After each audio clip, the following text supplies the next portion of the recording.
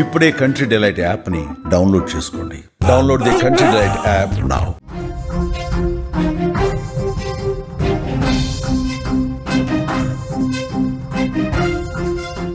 మరో big breaking news చూస్తున్నాం. సొంత ప్రజలపై బాంబులు వేసింది పాకిస్తాన్. తెల్లవారుజామున ఒక గ్రామంపై దాడి చేసింది. ఫైటర్ జెట్లతో 8 బాంబులు వేసింది పాక్. స్పాట్ లోనే 30 మంది మృత్యువాత పడినట్లుగా తెలుస్తోంది. భారీ సంఖ్యలో సామాన్య ప్రజలు గాయపడినట్లుగా కూడా మనకి బ్రేకింగ్ న్యూస్ లో అయితే సమాచారం అందుతోంది. సొంత ప్రజలపైనే పాకిస్తాన్ యుద్ధం ప్రకటించినట్లుగా వ్యవహరిస్తోంది.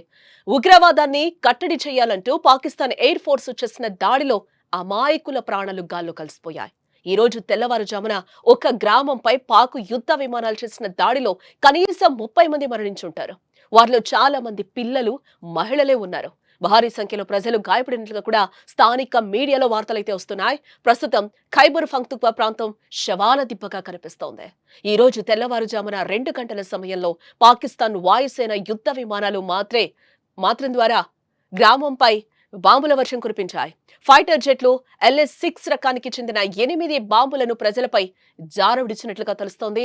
కళ్లు తెరిచి చూసేలోపే భయంకరమైన శబ్దాలతో గ్రామం మొత్తం కూడా కనిపించకుండా పోయింది.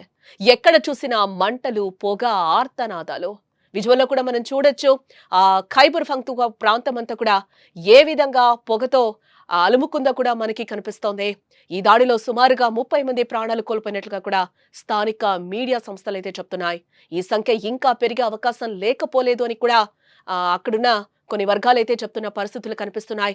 ఈ దాడిలో పెద్ద సంఖ్యలో ప్రజలు, ముఖ్యంగా చిన్న పిల్లలు, మహిళలు తీవ్రంగా గాయపడినట్లుగా సమాచారం. వారంతా భయంతో ప్రాణాల కోసం అరుస్తూ పరుగులు పెట్టారు. కానీ అప్పటికే జరగాల్సిన నష్టం జరిగిపోయింది. ఇళ్ల శిథిలాల కింద చిక్కుకుపోయిన వారిని బయటకు తీసేందుకు స్థానికులు అక్కడ తీవ్రంగానే ప్రయత్నిస్తున్నారు. సహాయక బృందాలు కూడా ఆలస్యంగానే అక్కడికి చేరుకుంటున్న సిచ్యువేషన్స్ కనిపిస్తున్నాయి. మృతదేహాలు, రక్తంతో తడిసిన, గాయపడిన వారి ఫోటోలు, వీడియోలు ప్రస్తుతం సోషల్ మీడియాలో విపరీతంగా వైరల్ అవుతున్నాయి.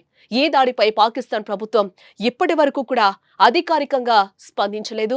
ఉగ్రవాద వ్యతిరేక ఆపరేషన్లలో భాగంగానే ఈ దాడులు జరిగాయని పాక్ ఆర్మీ వర్గాలైతే చెప్తున్నాయి.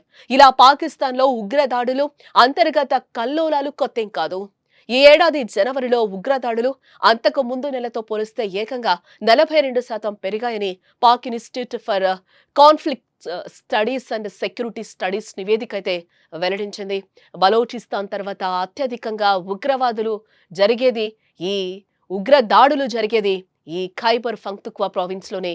ఇక్కడ తరచుగా పాకిస్తాన్ తాలిబాన్ గ్రూపులు సైనికులపై, ప్రజలపై దాడులు చేస్తూ ఉంటాయి. తరచుగా పాకిస్తాన్ తన దేశంలో పెరుగుతున్న ఉగ్రవాదాన్ని కట్టడి చెయ్యలేక చేతులెత్తేస్తోందని కూడా అంతర్జాతీయ రాజకీయ విశ్లేషకులైతే అభిప్రాయపడుతున్నారు. దీనికి తోడు దేశంలో ఆర్థిక సంక్షోభం, రాజకీయ అస్థిరత వంటి సమస్యలు కూడా పాకిస్తాన్ కుదేలవుతున్నాయి. ఇప్పుడు జరిగిన ఈ దారుణమైన దాడి ఆ దేశంలో నెలకొన్న కల్లోల పరిస్థితులకు అద్దం పడుతోందని చెప్పుకోవచ్చు. సొంత దేశంలో ప్రజలు సురక్షితంగా లేకపోవడం, తమ ప్రభుత్వం తమను రక్షిస్తుందనే నమ్మకాన్ని కోల్పోవడం పాకిస్తాన్లో ప్రజల్లో కనిపిస్తోందని కూడా మనం ఇక్కడ చెప్పుకోక తప్పదు.